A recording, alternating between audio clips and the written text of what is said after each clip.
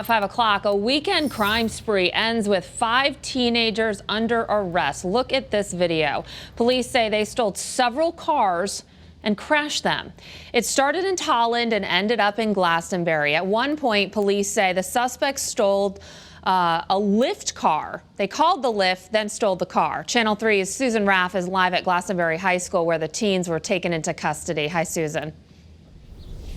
Hi, Courtney. This was quite a Sunday afternoon of car thefts and car crashes. In fact, Glastonbury police have been looking for these teens pretty much for several hours. And then all of a sudden, a police officer who was parked here in the parking lot at the high school saw the 5 teens come out of the woods.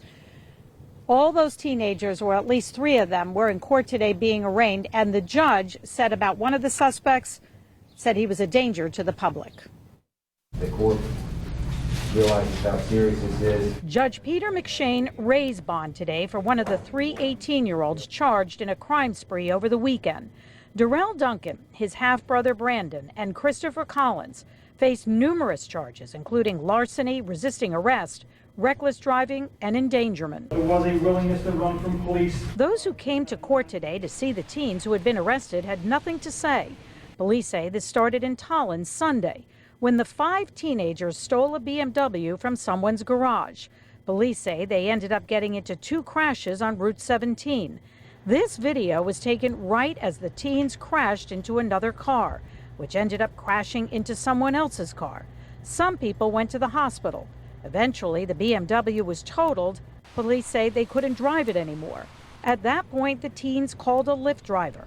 They ended up stealing the Lyft driver's car and crashing that as well. 5 or 6 years ago, we started experiencing vehicle thefts of unlocked vehicles and vehicle burglaries.